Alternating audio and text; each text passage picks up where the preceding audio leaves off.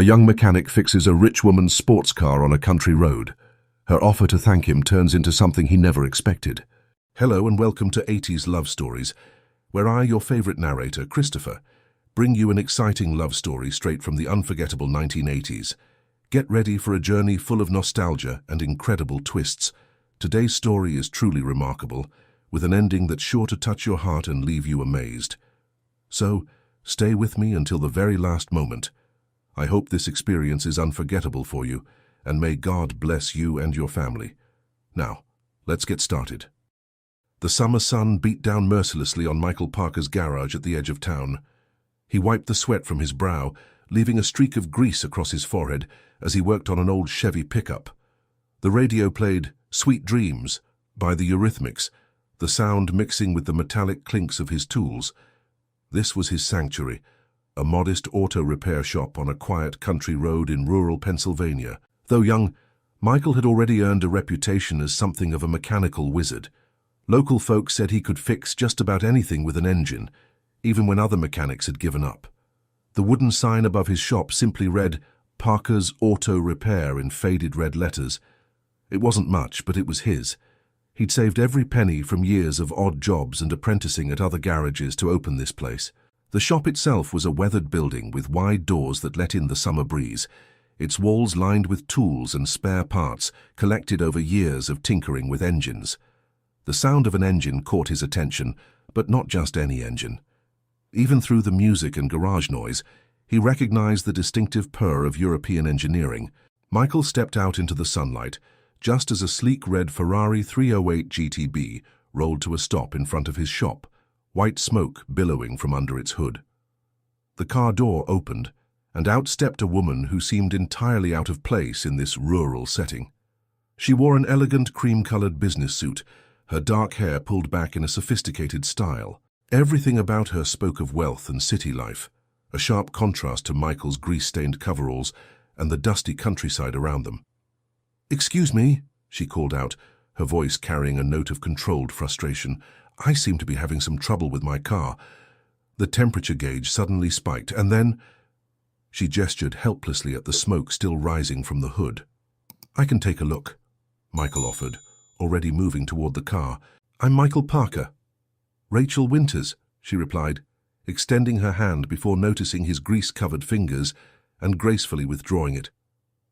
"I was on my way to an important meeting in Pittsburgh when this happened. I don't suppose there's any chance of a quick fix." Michael carefully opened the hood, mindful of the hot engine. The smoke cleared, revealing the pristine engine compartment. His eyes scanned the machinery with practiced efficiency, noting every detail of the precision Italian engineering. "Looks like your coolant line has a leak," he said after a moment. "Not a huge problem, but it'll need to be fixed before you can drive it any further." He glanced at Rachel, who was checking her watch with growing concern. "How long will that take?" she asked, her professional composure slipping slightly to reveal genuine worry. "Normally, I'd need to order the part. Could take days for something like this," Michael began, noting how her shoulders tensed at his words. "But," he hesitated, an idea forming. "I might be able to fabricate a temporary fix that would get you to Pittsburgh. It won't be permanent, but it'll be safe enough for the trip." Rachel's eyes lit up with hope. "You could do that?" Michael nodded, already mentally planning the repair. "Give me an hour. There's a small diner about a quarter-mile down the road if you'd like to wait somewhere more comfortable." "I think I'll stay, if you don't mind," Rachel replied, surprising him. "I'd like to see how you work your magic on these machines." As Michael gathered his tools and began the repair, he couldn't help but notice Rachel's presence. She had perched herself on a worn wooden stool near his workbench, her elegant appearance a striking contrast to the rustic surroundings. Despite her obvious wealth and sophistication, there was something genuine in her interest as she watched him work. The next hour passed in a comfortable mix of conversation and concentrated work. Rachel asked intelligent questions about the repair process, and Michael found himself explaining more than he usually would to a customer. There was something about her that made him want to share his knowledge, his passion for the work. When he finally closed the hood, the repair complete, the sun had shifted in the sky, casting long shadows across the garage floor. "That should get you to Pittsburgh and back," he said, wiping his hands on a shop rag. but you'll want to have it properly repaired once you're there. Rachel stood, smoothing her suit. Yeah, how much do I owe you? Michael named a modest price, far less than what most shops would charge for working on such an expensive car. Rachel raised an eyebrow, but didn't comment as she reached for her purse. You know, she said, pausing with her checkbook open. I work with several high-end car collectors in Pittsburgh. They're always looking for someone who really understands these machines. She glanced around his modest shop. Someone with real talent. Thank you, but I'm happy here, Michael replied, surprising himself with how much he meant it. This is my home. Rachel studied him for a moment, then nodded and wrote out the check. Well, if you ever change your mind. She handed him her business card along with the payment. Thank you, Michael Parker. You've saved my day. As the Ferrari purred to life and pulled away, Michael watched until it disappeared around the bend. He tucked the business card into his pocket, telling himself he'd probably never use it. But something about Rachel Winters lingered in his thoughts as he returned to work on the old Chevy, the radio now playing Time After Time by Cyndi Lauper. The weeks following Rachel's visit passed in a blur of routine repairs and regular customers. Michael threw himself into his work, trying to ignore the business card that seemed to burn a hole in his wallet. Every time he heard a Ferrari engine in the distance, his heart would skip a beat out, but it was never her. One rainy afternoon, while Michael worked on a station wagon's transmission, a familiar voice called from the entrance. Still working magic on engines, I see. Michael rolled out from under the car to find Rachel standing in his garage again. This time, she wore a casual sweater and jeans, a stark contrast to her previous business attire. Her Ferrari was nowhere in sight. Miss Winters, he said, standing up and wiping his hands. Car trouble again? She shook her head, a slight smile playing at her lips. Actually, I'm here about another vehicle. She gestured outside where an old Mustang convertible sat in the rain, its once gleaming red paint now faded and dull. It belonged to my father. It's been sitting in a garage for years, and I'd like to get it running again. Michael approached the car, his expert eyes taking in every detail. It was a classic Mustang, the kind that made car enthusiasts' hearts race. Despite its worn appearance, he could see its potential. Your father's car? Rachel's expression softened as she ran her hand along the car's rain-slicked hood. He used to take me for drives in this car when I was little. Sunday afternoons, we'd cruise along these country roads with the top down. She paused, lost in the memory. He passed away recently. I'm sorry, Michael said quietly, understanding now why this repair meant so much to her. The mechanics in Pittsburgh said it would be easier to sell it for parts, Rachel continued, but I remembered how you worked on my Ferrari, how you saw solutions where others saw problems. She turned to face him. Would you be willing to restore it? Michael circled the car slowly, assessing the work needed. It would be a challenging project, requiring extensive repairs and hard-to-find parts. But looking at Rachel's hopeful expression, he knew his answer before he spoke it. It won't be quick, he warned, or cheap. I trust you, Rachel said simply. Whatever it takes. Over the next few weeks, the Mustang became Michael's passion project.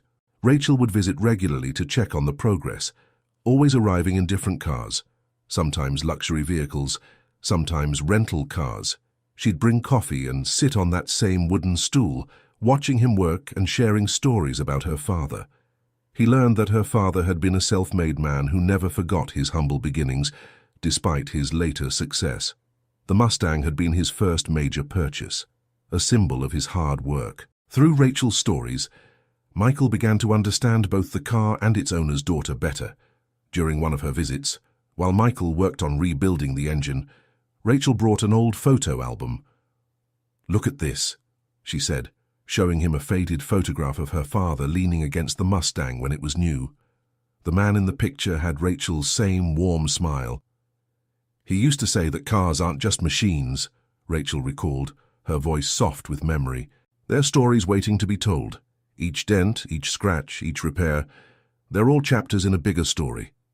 Michael paused in his work, struck by the sentiment.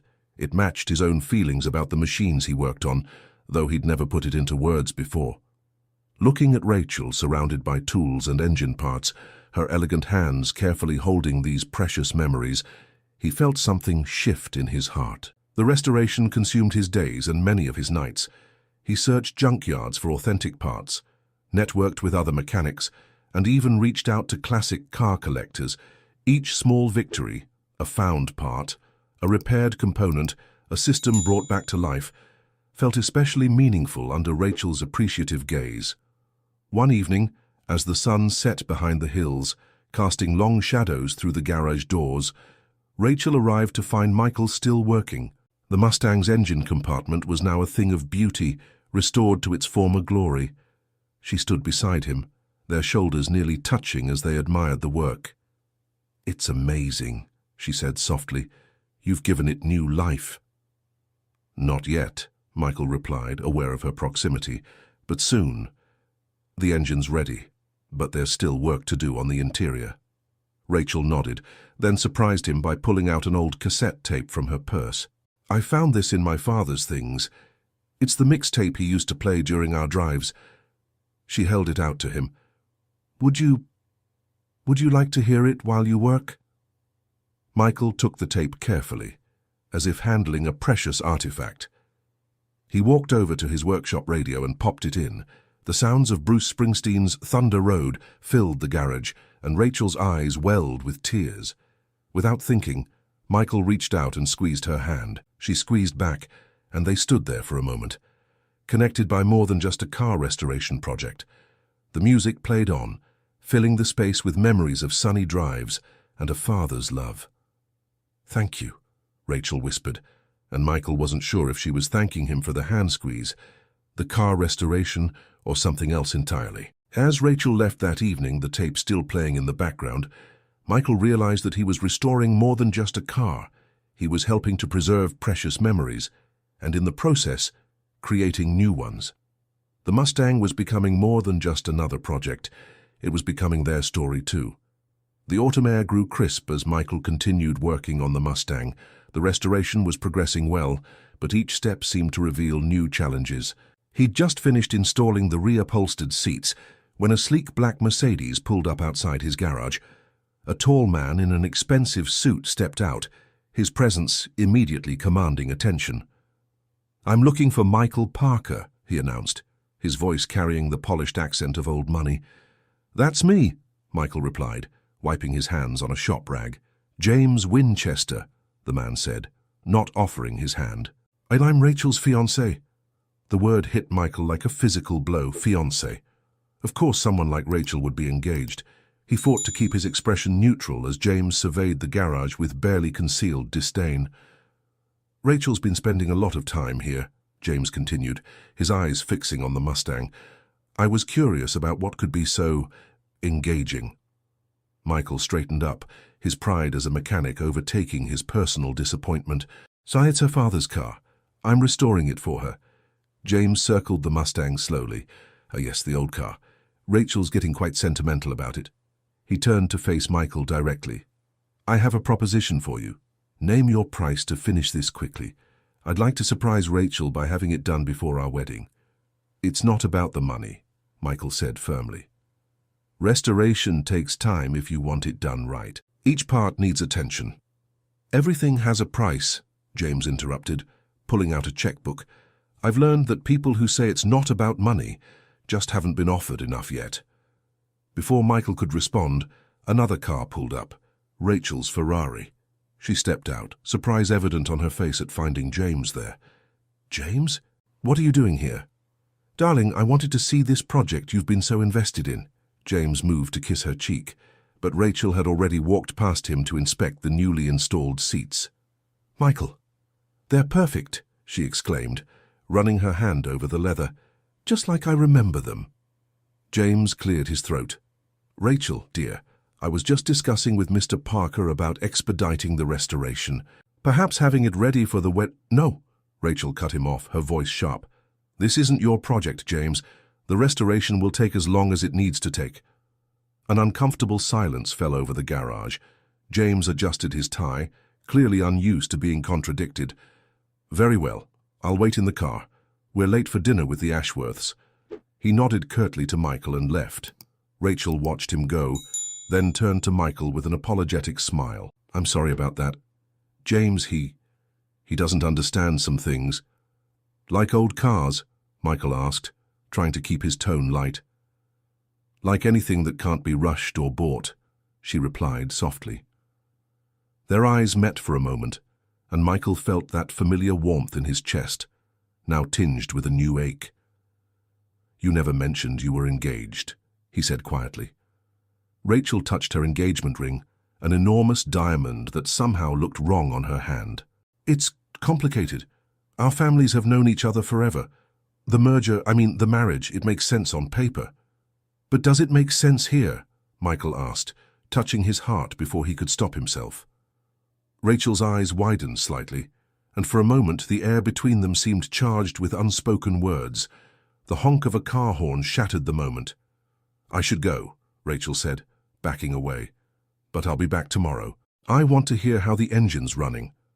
After she left, Michael stayed late into the night, working on the Mustang with an intensity that surprised even him. Each turn of the wrench felt like a question. What was he doing, falling for an engaged woman? What had he expected? The next morning he found an envelope pushed under the garage door. Inside was a check from James for an amount that made his eyes widen, along with a note. "For expedited service. For the wedding is in 2 months." Michael stared at the check for a long time, then at the Mustang. The car was more than just a restoration project now. It had become a symbol of something deeper, something true. But what right did he have to those feelings? He was still holding the check when his radio started playing "Every Breath You Take" by The Police. The lyrics seemed to mock him as he considered his options. The money could help him expand his shop, hire help, maybe even start building the business he'd always dreamed of. But as he looked at the Mustang, he remembered Rachel's words about her father, about how cars weren't just machines but stories. This car was telling their story now, and he couldn't bear the thought of rushing it, of treating it like just another job. With sudden decisiveness, Michael took the check and tore it into tiny pieces. He would restore the car properly, at the right pace and with the care and attention it deserved. And if that meant having his heart broken in the process, well, that was the price he would pay. He turned up the radio and got back to work, trying to lose himself in the familiar comfort of engines and tools. But every now and then, his eyes would drift to the calendar on the wall, where the wedding date loomed like a deadline he wasn't sure he wanted to meet. As the day wore on, dark clouds gathered outside, matching his mood. The sound of distant thunder reminded him of the day Rachel first brought the Mustang, and he wondered if some stories were destined to remain unfinished, like a restoration that would never be complete. The wedding date drew closer, and Michael found himself working longer hours on the Mustang. Each visit from Rachel became more precious and more painful. They rarely spoke about James or the wedding, instead focusing on the car and sharing stories about their lives. One crisp morning, Michael was underneath the Mustang when he heard Rachel's voice. "I brought breakfast," she called out. He rolled out to find her holding a paper bag from the local diner. "You didn't have to do that," he said, but the smell of fresh coffee and warm pastries made his stomach growl. They sat on the wooden workbench, sharing the breakfast while watching the sunrise through the garage doors. Rachel seemed distracted, picking at her food rather than eating it. "The car's almost ready," Michael said, breaking the comfortable silence. "Just a few more adjustments to the transmission, and then the final detailing." Rachel nodded, still lost in thought. "Michael," she began, then hesitated. "Have you ever felt like you're watching your life happen instead of living it? Like you're following a script someone else wrote?" Before he could respond, they heard the rumble of James's Mercedes approaching. Rachel quickly stood up, brushing crumbs from her clothes. "I should go. James doesn't like it when I'm late for the wedding planner meetings." But instead of leaving immediately, she paused and turned back to Michael. Would you take me for a drive in the Mustang? When it's ready. One last time before—" "Of course," Michael replied, his heart aching at the words, "one last time." After Rachel left, Michael threw himself into completing the restoration. The Mustang was nearly perfect now, its red paint gleaming in the sunlight, its engine purring like new. Only he knew how much of his heart he'd poured into every detail. Late one evening, As Michael was putting the finishing touches on the chromework, an unexpected visitor arrived. It was Nancy, Rachel's mother, stepping carefully into the garage in her expensive shoes. "Mr. Parker," she said, her voice clipped and formal. "I hope I'm not interrupting." "No, ma'am," Michael replied, wondering what could have brought her here. Nancy walked around the Mustang, her expression unreadable. "Beautiful work," she admitted finally. "You've restored it exactly as my husband kept it." She turned to face Michael directly. "That's why I'm here, to talk about my husband and Rachel." Michael waited, feeling a tension in the air. "My husband," Nancy continued, "was a dreamer. He chose love over practicality, passion over security."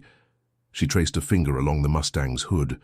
"I loved him for it, but it made our life challenging. Rachel deserves better than that. She deserves stability." "With all due respect," Michael said carefully, "shouldn't that be Rachel's choice?" Nancy's expression softened slightly. "You remind me of him, you know. The way you work on cars, the passion you have for it." She sighed. "But Rachel has responsibilities, obligations. The merger between our company and the Winchesters could save hundreds of jobs. James can give her the life she deserves." "The life you think she deserves," Michael corrected gently. Nancy's eyes flashed. "You don't know our world, Mr. Parker. Love doesn't pay bills or secure futures." She reached into her purse and pulled out an envelope. "Inside is enough to buy and expand this garage, maybe even start a franchise. All I ask is that you finish the car quickly and create some distance." Michael looked at the envelope, but didn't take it. "Mrs. Winters, I respect you, but I can't take that. The car will be finished when it's ready, not before." "You're falling in love with her," Nancy stated bluntly. Michael didn't deny it. "I'm restoring her father's car. That's all." Nancy studied him for a long moment, then returned the envelope to her purse. "You're either very foolish or very honorable, Mr. Parker. Perhaps both." She turned to leave but paused at the door. "My husband would have liked you." After she left, Michael sat in the Mustang's driver's seat, his hands on the steering wheel.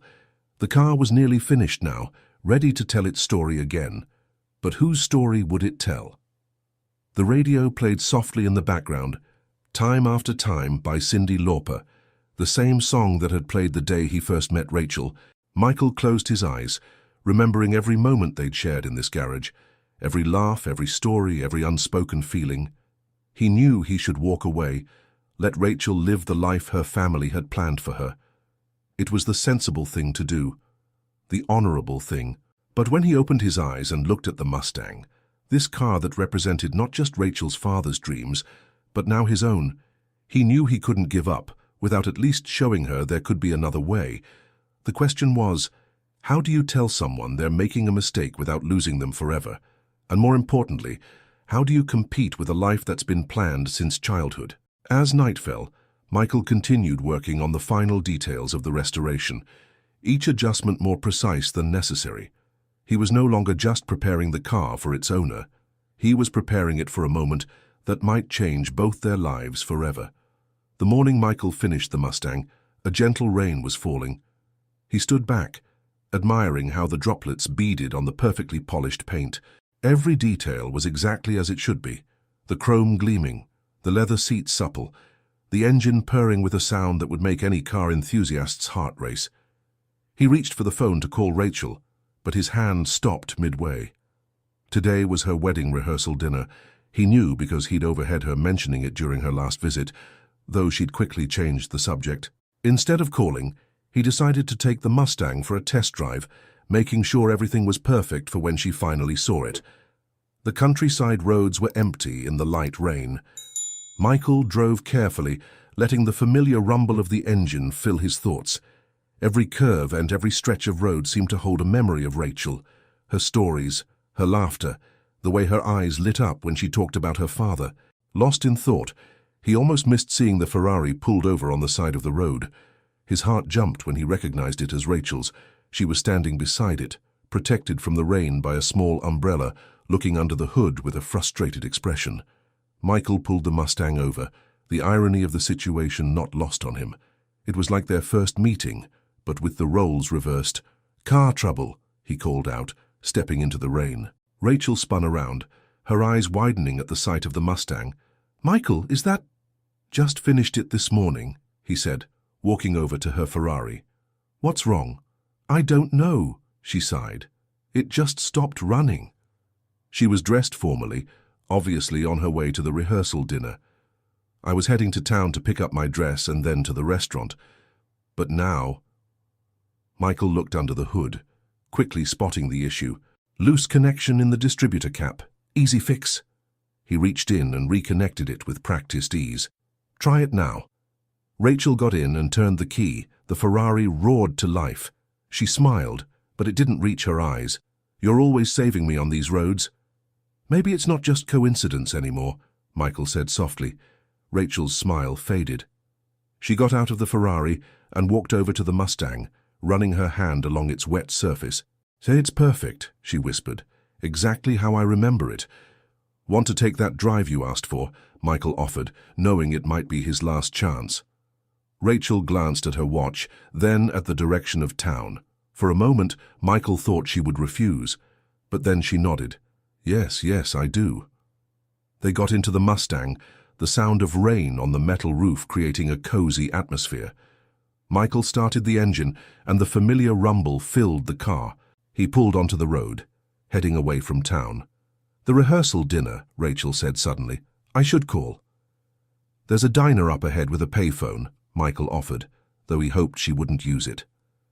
They drove in comfortable silence, the windshield wipers keeping time with the radio playing softly in the background. Journey's "Faithfully" came on, and Rachel reached out to turn it up slightly. "My father loved this song," she said. "He used to say it reminded him of when he was young, before he became successful, when he was just a guy who loved cars and had big dreams." Michael glanced at her. What happened to those dreams? Reality happened, bills, responsibilities, expectations. She twisted her engagement ring absently. "He always told me to follow my heart. But then he got sick and suddenly everyone had opinions about what was best for me." They reached the diner, but Rachel made no move to get out and call. Instead, Michael kept driving, taking the winding roads that led up to the hillside overlook. The rain had begun to let up, patches of blue sky peeking through the clouds. At the overlook, Michael parked the Mustang facing the valley. The town lay below them, its lights just beginning to twinkle in the early evening darkness. They could see the fancy restaurant where the rehearsal dinner would be taking place, its parking lot filling with expensive cars. "I could drive you there," Michael offered, though each word felt like a small betrayal to his heart. Rachel was quiet for a long moment, watching the town below. "This car," she finally said, "it's not just about my father anymore, is it?"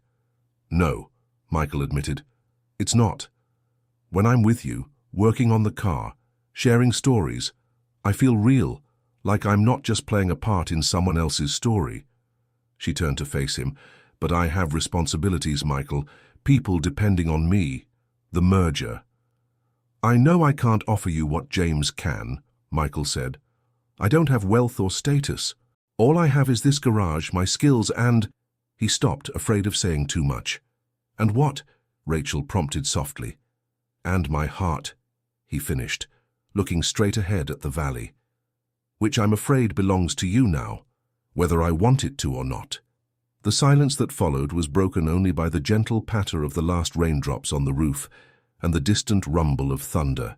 In that moment, surrounded by the essence of her father's beloved car and facing the town that represented her predetermined future, Rachel seemed to be waging an internal battle.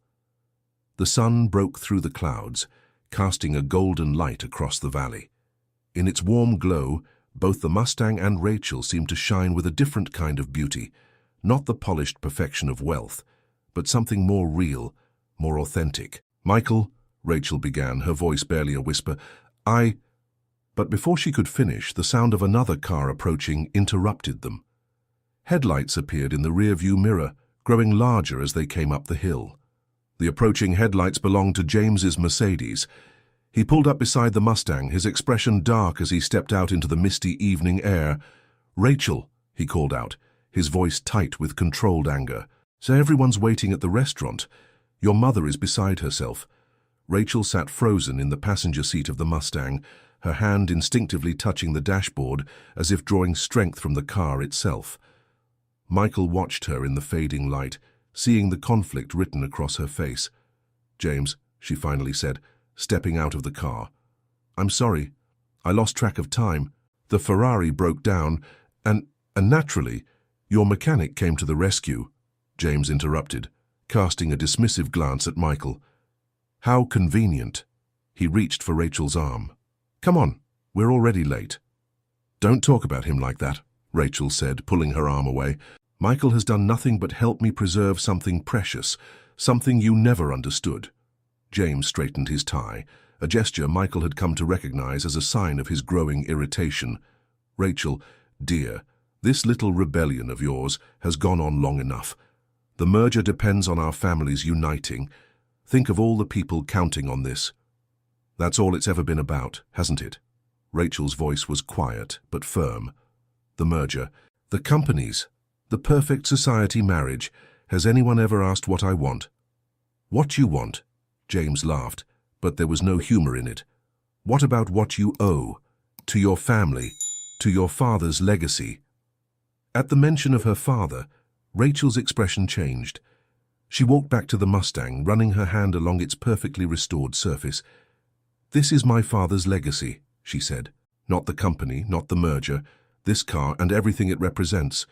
The dreams he had before the world told him to dream smaller." Michael stood silently, watching the scene unfold. He wanted to step in, to defend Rachel, but he knew this was her moment, her choice to make. "My father," Rachel continued, her voice growing stronger, "taught me that life isn't about what you own or what others expect of you. It's about what makes your heart race, what makes you feel alive." She turned to face James fully. "When was the last time anything made your heart race, James?"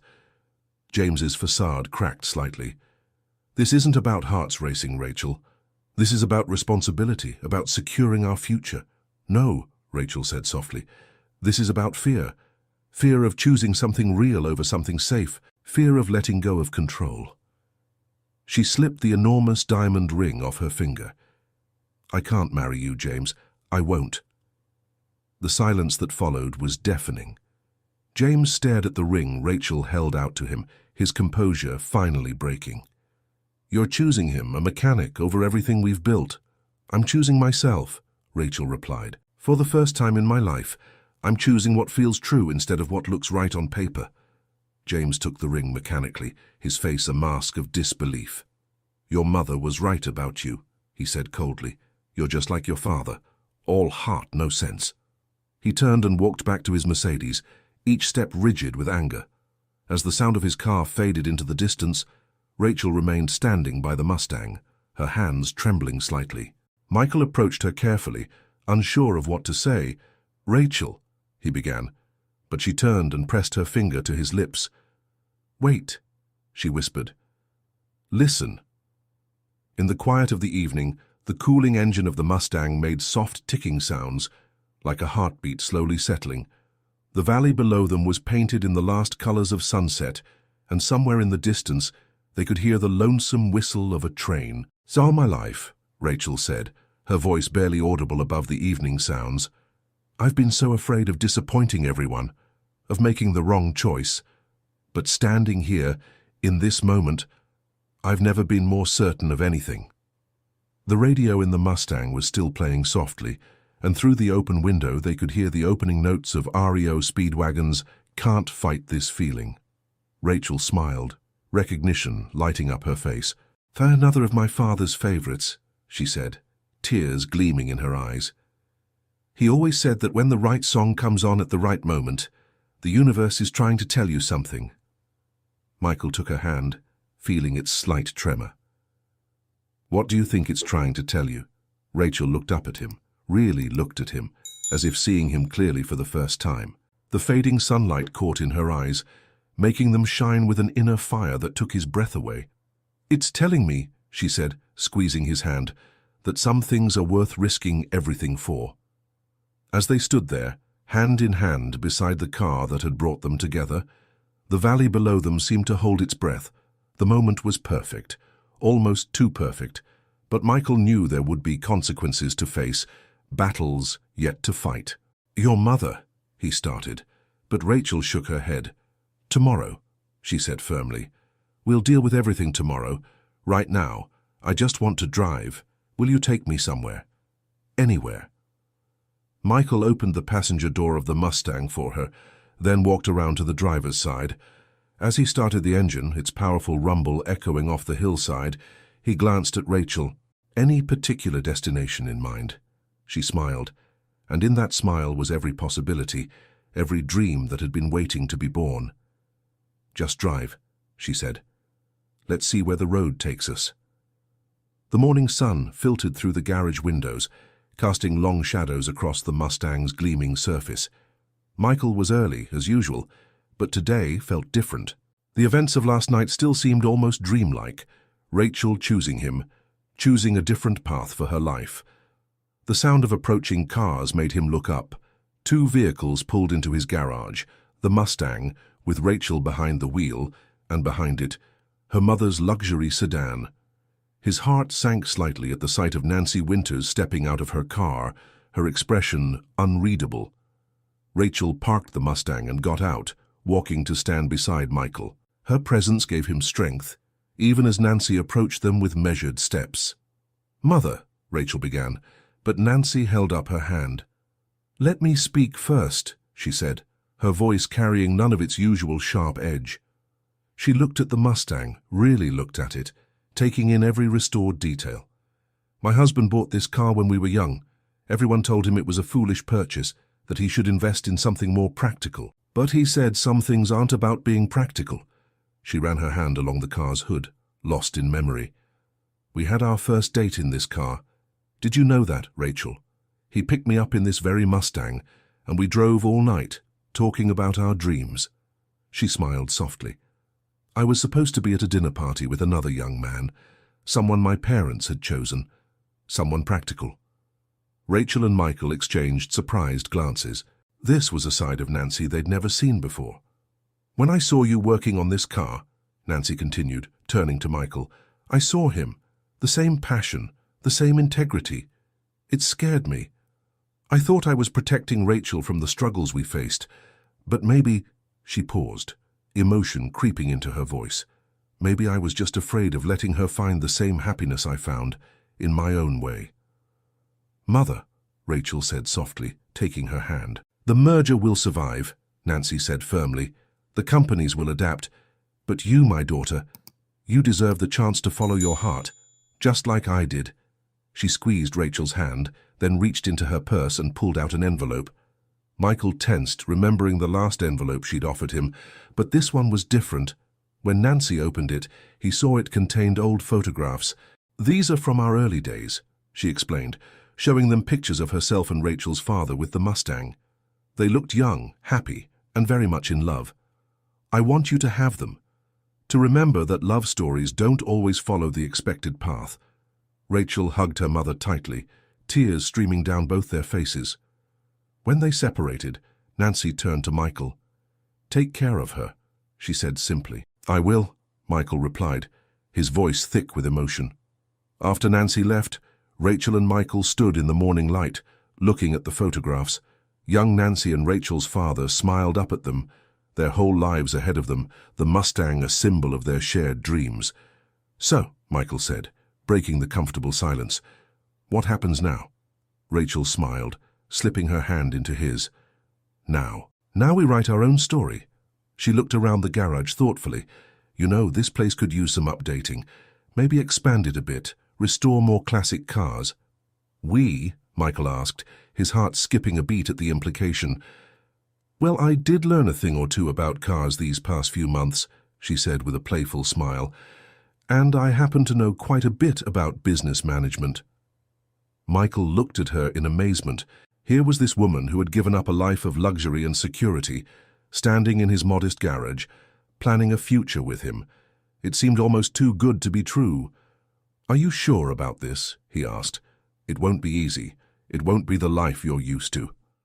Rachel walked to the Mustang and got into the driver's seat. "Get in," she said, starting the engine. Michael slid into the passenger seat, and Rachel drove them out onto the familiar country roads. The morning was perfect, crisp and clear, with sunshine sparkling on the last remaining dewdrops. They drove in comfortable silence until Rachel pulled over at the hillside overlook where everything had changed the night before. The valley stretched out below them, peaceful in the morning light.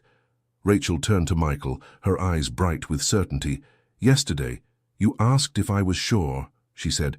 "Look at this view, listen to this engine, feel this moment. This is real, this is alive. Everything else, the mansion, the parties, the perfect society life, that was just a script I was following. But this," she gestured to encompass the car, the view, and him. "This is my choice, my story." Michael looked at her. This amazing woman who had walked into his garage and changed his life forever. Sitting there in her father's restored Mustang, she looked more beautiful than ever. Not because of any fancy clothes or jewelry, but because she was truly, completely herself. The radio was playing softly, Bonnie Tyler's "Total Eclipse of the Heart," and Rachel laughed. Another sign from the universe. "What's it saying this time?" Michael asked, smiling. "And it's saying that sometimes you have to turn away from the life you thought you were supposed to live, to find the life you were meant to live." She took his hand. "And I meant what I said about the garage. We could make it something special, together. Classic car restorations, bringing old dreams back to life. Like your father did with this car." "Exactly." She squeezed his hand. "So what do you say? Partners?" Michael looked at their joined hands, then at the woman beside him, this incredible person who had chosen love over security, passion over practicality, him over everything she'd known before.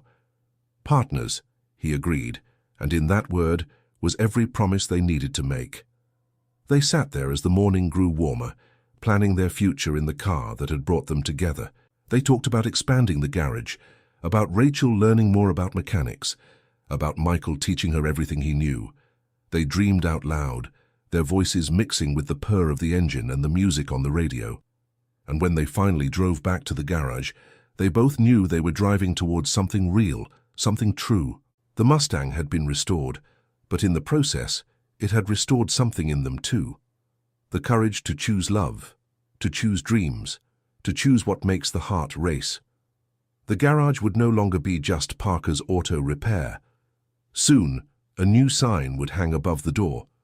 Parker and Winter's Classic Restorations. But that was just the beginning of their story. After all, some of the best journeys don't have a destination. They're about the joy of the drive itself, and having the right person in the passenger seat.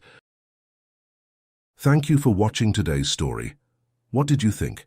I'd love to hear your thoughts in the comments below. If you enjoyed it, don't forget to give it a big thumbs up. Share it with your friends and subscribe to the channel to relive the magic of the 80s every day with our heartfelt stories. May God bless you and your family. And don't forget to click on the video popping up on the screen right now. It's another totally rad story you won't want to miss. See you in the next video, and stay awesome.